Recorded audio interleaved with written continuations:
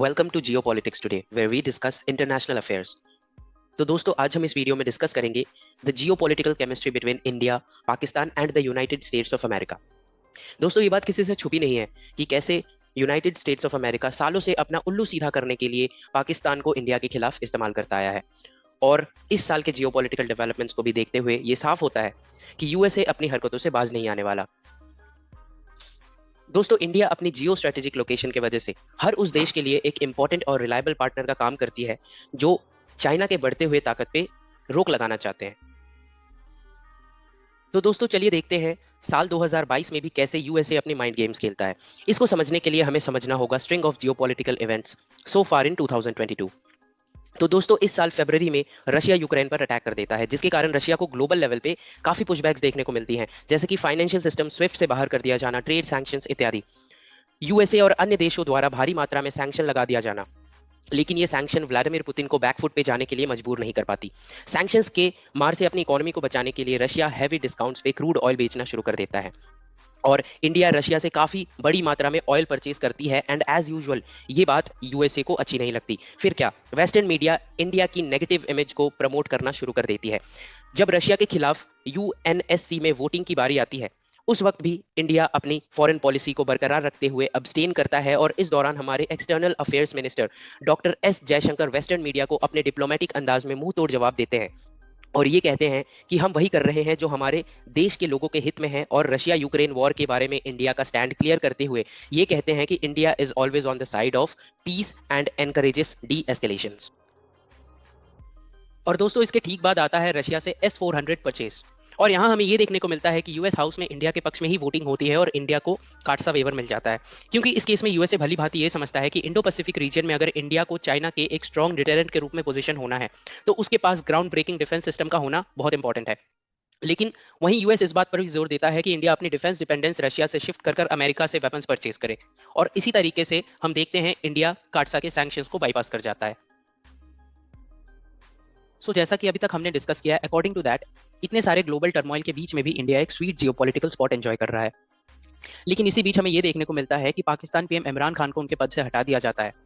कुछ media outlets और political analyst का ये मानना है कि ये तख्तापलट अमेरिकन इंटरफेरेंस से की गई है और इमरान खान भी अमेरिका पर ये इल्जाम लगाते हैं कि अमेरिका ने पाकिस्तान के इंटरनल पॉलिटिक्स में इंटरफेयर किया है। वहीं पाकिस्तान को शहबाज शरीफ के रूप में एक नया पीएम मिल जाता है। आपको ये बता दें कि शहबाज शरीफ पाकिस्तान के पूर्व प्रधानमंत्री नवाज शरीफ के भाई है, जिन पे फिलहाल पाकिस्तान में देशद्रोह का मुकदमा चल रहा है। दोस्तों, इसके साथ ये भी माना जाता है कि ये एक पपेट गवर्नमेंट है जो अमेरिका के असिस्टेंस से बनाई गई है और इस बात को इंश्योर करने के लिए कि गवर्नमेंट पपेट बनी रहे, अमेरिका इस डायरेक्शन में हर पॉसिबल स्टेप्स लेता है। उसके ठीक बाद यूएसए अपनी सिक्योरिटी कोऑपरेशन को बढ़ाते हुए इंडिया को पेंटागन का एक्सेस दे देता है एंड एज यूजुअल पाकिस्तान इससे थ्रेटन फील करता है, जिसके बाद वो अपनी लॉयल्टी को प्रूव करने के लिए यूक्रेन वॉर में आर्म्स एंड एम्यूनेशन सप्लाई में यूएस और उसके एलाइज की हेल्प करता है। Taking notice of that, USA Pakistan के लिए $450 मिलियन की F-16 फाइटर जेट के लिए एक मेंटेनेंस पैकेज अनाउंस कर देता है। और यहाँ हम देख सकते हैं कि कैसे यूएस इंडिया और पाकिस्तान के बीच में एक आर्म्स रेस इग्नाइट करने की कोशिश कर रहा है, या आप ये कह लीजिए कि वो एक मैसेज सेंड करने की कोशिश कर रहा है। और इंडिया यूएस के इस स्टैंड को समझते हुए इंटरनेशनल फोरम्स पे अपना विरोध जताता है। डॉक्टर एस जयशंकर अपने स्टेटमेंट पे ये भी कहते हैं कि America is not fooling anybody.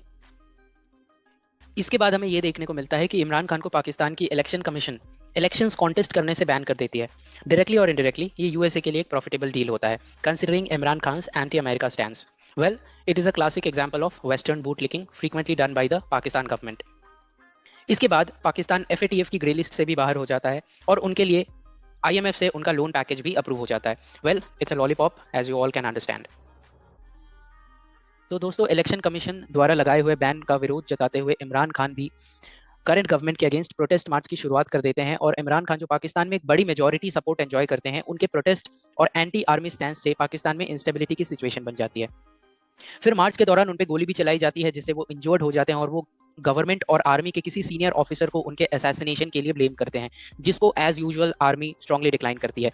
In developments के बाद पाकिस्तान सिविल वॉर के एज पे खड़ा होता है, जहां पे इमरान खान सिंपैथाइजर्स और आर्मी के सपोर्टर सामने सामने खड़े हो सकते हैं, which can cause a massive turmoil in Pakistan. और इसी बीच सोशल मीडिया हैंडल्स पे, ट्विटर पे, फेसबुक पे #पाक सिविल वॉर जैसे हैशटैग्स ट्रेंड कर जाते हैं, जो ये दिखाता है कि पाकिस्तान में कितनी ज्यादा इंस्टेबिलिटी की सिचुएशन बनी हुई है। दोस्तों, इन कंक्लूजन सारे जियोपॉलिटिकल डॉट्स को कनेक्ट करने के बाद कंक्लूजन यही निकलता है कि अभी तक जियोपॉलिटिकल डेवलपमेंट्स इंडिया के फेवर में है, जबकि कुछ टफ सिचुएशंस भी आई जिनका इंडिया ने डायलॉग और डिप्लोमेसी से हल किया। यूएसए हमारा पार्टनर बन सकता है लेकिन ट्रस्टेड पार्टनर कभी नहीं बन सकता, considering its activities, and we all know USA likes to play both sides. Floods, unstable government, weak economy, civil unrest जैसी प्रॉब्लम्स पाकिस्तान को दिन पे दिन वीक बना रही है। तो अब बस हमें ये देखना है कि आगे और क्या क्या चैलेंजेस और अपॉर्चुनिटीज आती है और हम उसका सामना कैसे करते हैं। Thank you for watching guys, जय हिंद।